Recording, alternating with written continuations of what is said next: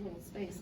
Okay, now one thing that when you think about the retirement system, the big thing that you're concerned about is you want a COLA, right? You don't want one-time bonuses. Why do you want a COLA rather than a one-time bonus? Who's smart? Now the group from Mecklenburg, you were around yesterday, you're Charles, right? Tell us, why do we want a COLA and not a one-time bonus? Because a one-time bonus is only one time, and the COLA is going to happen the next year and the next year. Right, it'll be built in forever and ever. And only twice in the history of the pension system since 1941 have retirees gotten one-time bonuses, and that was in the last 10 years.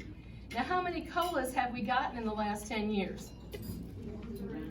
And them people from Mecklenburg don't answer because y'all didn't know yesterday, Harley. So don't act like you're really smart. Don't act like you're really smart today now.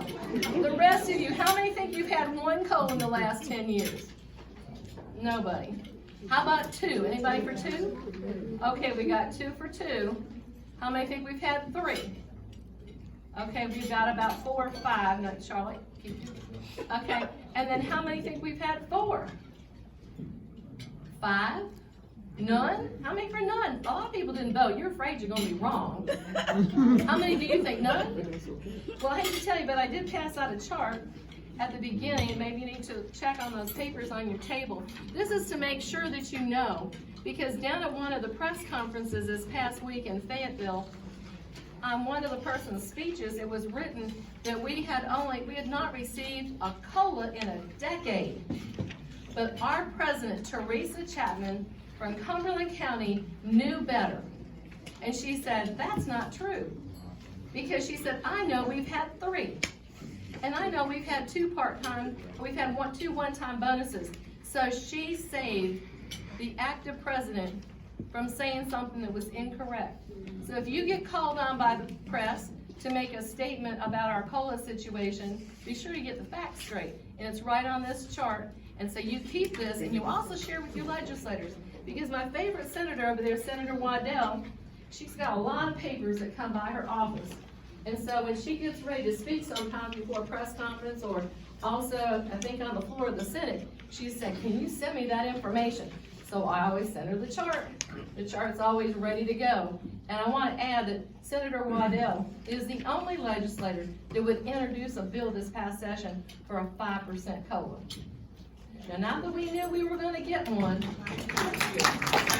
but we really deserved it. And she's willing to stand up and to try to fight for us. And she knows because she's an educator and she lives on that pension. Okay, so we're going to go over and we're going to talk about, sure I'm on the right thing. Okay, so we're going to go over the benefit policy, the funding policy, and the investment policy.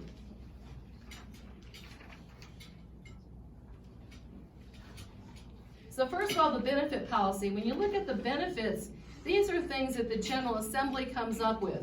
And you know what those are because you've got those benefits. We know we have a defined benefit plan.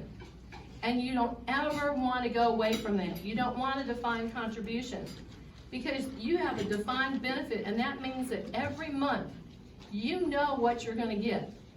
And if you started with $2,000 a month or whatever, you're going to keep getting that $2,000 a month, and it's not going to run out. Now, we hope that it's going to grow because you're going to get a COLA. And every now and then, maybe it's going to grow with a bonus. But we want that defined benefit so it doesn't run out. If you have a defined contribution, it's like a 401k. And you know, if you have $100,000 in a 401k, which I think probably very few of us ever were able to do that as a teacher. I was a single parent, no, I didn't even get close. So, but if you have a 401k and you put $100,000 in, and after you take out a couple $1,000 or even $1,000 every month, before long it's going to be gone, and you're stuck. You have nothing. I retired with 30 years of full-time retirement. Most of us tried to hang in there if we possibly could so we could get full retirement. We know also as like teachers and teacher assistants, we were 10-month employees. And so 10 months equaled 1 year. If you're a principal, you work 12 months. So you had to work a whole year, 12 months, in order to have it count as 1 year. And there's a formula that's going to come up. The formula has been 1.82, and we're going to show you how that actually has changed through the years. So you got 1.82 for the average of your best 4 years, sure I'm in the right place. And that equaled exactly, you know, what you were gonna get as a pension. So the benefits are something that basically come from the General Assembly. Then you have the investment policy, and that's partially the General Assembly and part of the Treasurer's Office. And I looked this up since the last time I spoke, and I emailed to the Treasurer's Office. I'm always asking them for information, and can you put this on a slide? And they can't believe that anybody's interested in learning about the retirement system. But you know, it's important, we need to be asking questions. I thought that actually 30% could be in bonds and fixed amount, but I found out from their information, it's only 20%. So we're gonna look at bonds and how they've been doing, and you're gonna see that 20% is bonds, fixed income, bank balances. Hedge funds are about 8.75. I remember Janet Cowell was state treasurer, she asked to increase that amount, and they were kind of hesitant, but it's up to no more than 8.75. Real estate. Now, the only real estate I know that they earn, and maybe Matt can fill us in later, but the only real estate that they own is a lot of like timberland. I understand that there's some in North Carolina, there's some in the state of Washington. There might be some other places. I had heard from a candidate running for treasurer before that that Janet Cowell bought this land. It was gonna take about 10 years before they could actually make sell it and make a profit on it. And so real estate is a little bit slower. Then there's public equities, and then there's these, I don't even know what these limited liability public equities are, but they've got these percents. So basically, the 65% is kind of like your mutual funds, your stock market, and things like that. But there's limits. If you look at the percent, it goes over 100.